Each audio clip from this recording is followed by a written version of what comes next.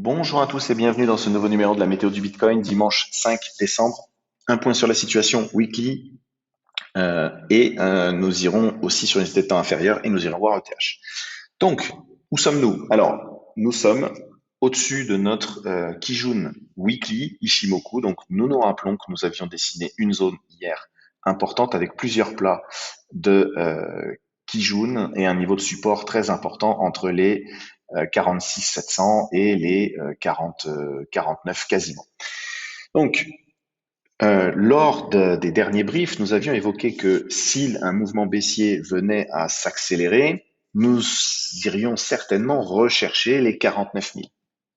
Il y a aux 49 000 les 50% de retracement, notre Kijun hebdomadaire, euh, un niveau de support important. Et également, c'est un niveau de support que nous trouvons ici, lors du dump après l'ATH, du premier dump, nous avions trouvé support sur les 49 000 avant notre fameux dead cat bounce où les 49 000 ont été enfoncés pour repartir sur le mouvement baissier.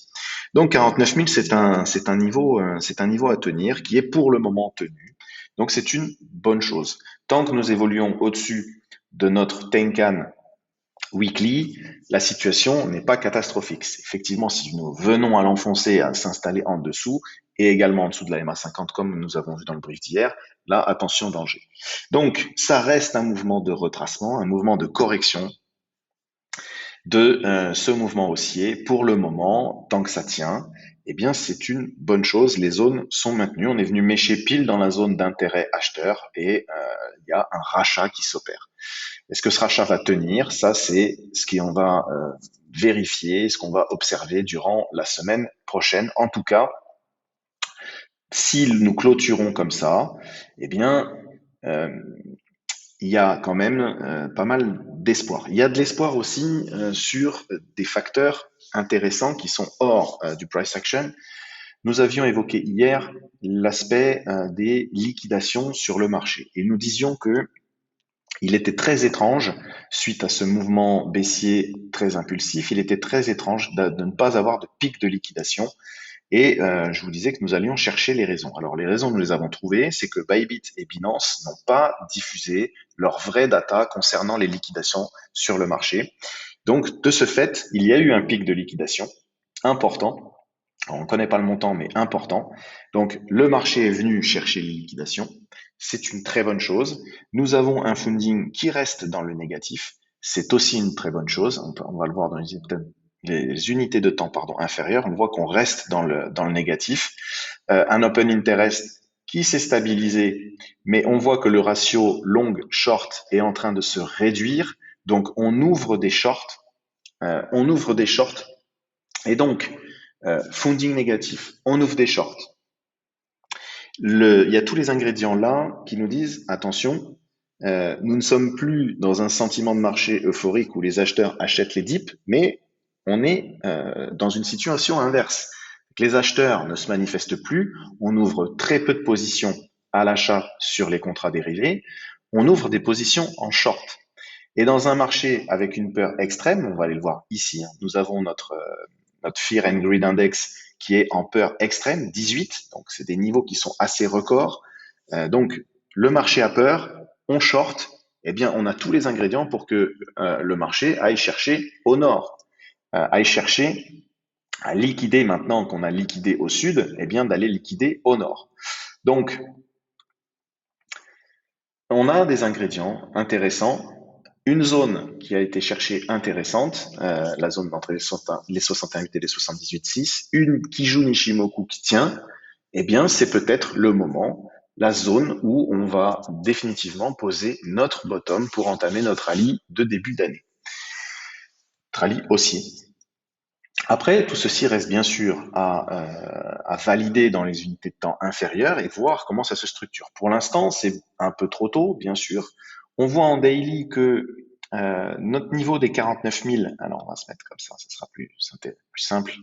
Donc, on voit que notre niveau des 49 000, qui avait été travaillé, qui a extrêmement été travaillé, même durant toute cette phase-là, on voit qu'on bloque dessus en tant que support, résistance. On voit que là, il est travaillé en tant que support. Donc le rachat c'est fait, hier on a clôturé au-dessus des 49 000 et aujourd'hui on est en train de le travailler. C'est timide bien sûr, parce que les gens ont peur, donc ça ne rachète pas. Mais c'est quand ça rachète pas et quand ça se charge en levier avec des shorters que le marché va certainement tenter d'aller piéger tout ce beau petit monde. Donc, trop tôt pour dire qu'ici nous avons un bottom. Bien sûr, nous n'avons pas de structure de prix qui permet de le dire encore, c'est trop tôt.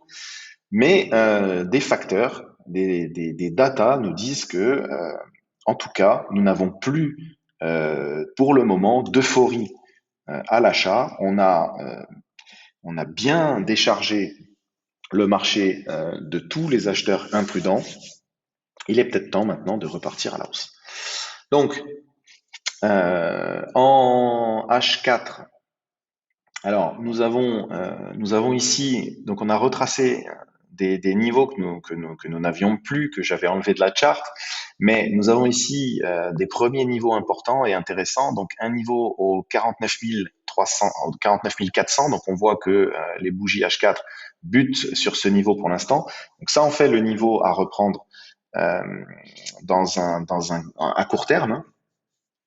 Ensuite, eh bien, nous avons donc la zone de retracement de ce mouvement baissier, donc de cette vague baissière, de cette impulsion baissière. Nous avons les 38,2 qui ont été repris. On butait dessus, mais ça a été repris dans la journée d'hier. Et maintenant, la zone où on va attendre BTC, eh bien, c'est celle-ci.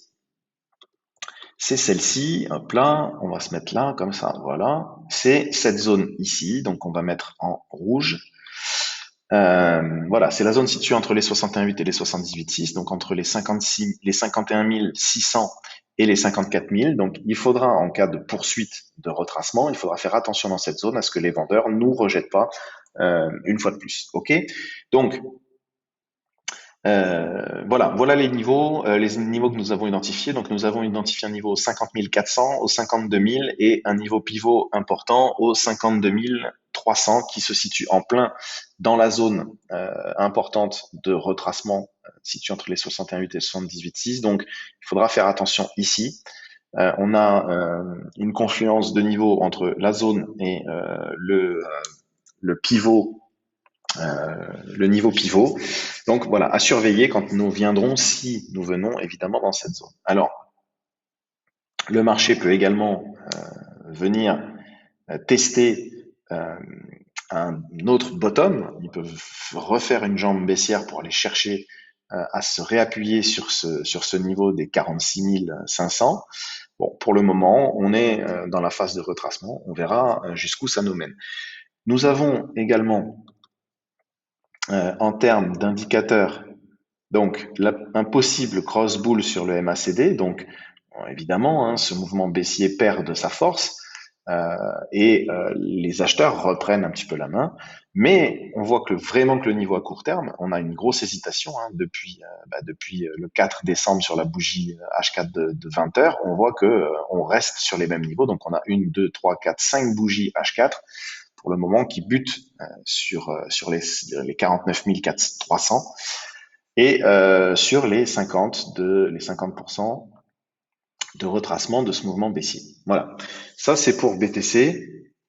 Pour ETH, la situation est largement différente. Donc là, nous sommes sur la charte weekly. Nous voyons que ETH effectivement a fait son mouvement baissier, mais comme on l'expliquait hier, il est même pas venu sous ses 38,2 et il n'a même pas perdu sa Tenkan. On reste au-dessus de Tenkan et de Kijun. Et on reste au-dessus du niveau, pour le moment, hein, si on avait une clôture ici, on reste au-dessus du niveau des 4200. C'est énorme, le rachat sur ETH a été magnifique et ETH se trouve dans une situation complètement différente de BTC. On l'a déjà évoqué, ça se confirme. ETH beaucoup plus costaud que BTC. Alors, ETH, dans son mouvement de retracement, attention quand même, hein, bon, on a le cross sur le MACD, on a un beau mouvement de retracement qui nous mène déjà à la zone importante dans laquelle il va falloir surveiller, donc située entre les 61,8 et les 78,6 de retracement. Donc là, on y est. On y est. On voit aussi que nous sommes sur eh bien des niveaux qu'on a déjà travaillé, dont on a parlé il y a pas longtemps. Hein. C'est les 4200 et les 4226. Voilà, donc on retourne et on bute là pour le moment, hein, on bute sur ces deux niveaux. Ces deux niveaux qui sont des niveaux importants, qui ont été travaillés, ce sont des pivots daily. Et bon, voilà, forcément, on les retravaille en tant que résistance pour le moment, mais en tout cas, ETH se porte bien. Avons-nous des signes de bottom? Là encore, c'est un peu tôt, mais bon, ETH, ça s'apparente réellement à un mouvement de panique lié au mouvement de BTC tout simplement, mais les acheteurs sont toujours présents et on est quasiment en train d'effacer toute la baisse qu'on a connue. On se retrouve euh, au même niveau que la semaine dernière finalement. C'est comme si le mouvement qui s'était passé n'avait pas existé sur ETH. Voilà, on se retrouve exactement au même niveau que fin novembre, hein, quand on a eu ce bottom qui s'est posé, avant l'accélération haussière qui a failli nous conduire à un nouvel ATH avant d'être poussé. Bon, voilà, donc les situations ne sont absolument pas les mêmes. Il y a de la souffrance sur certaines majors qui ont du mal à reprendre du poil de la bête, comme on dit, mais en tout cas ETH, lui, s'est bien remis.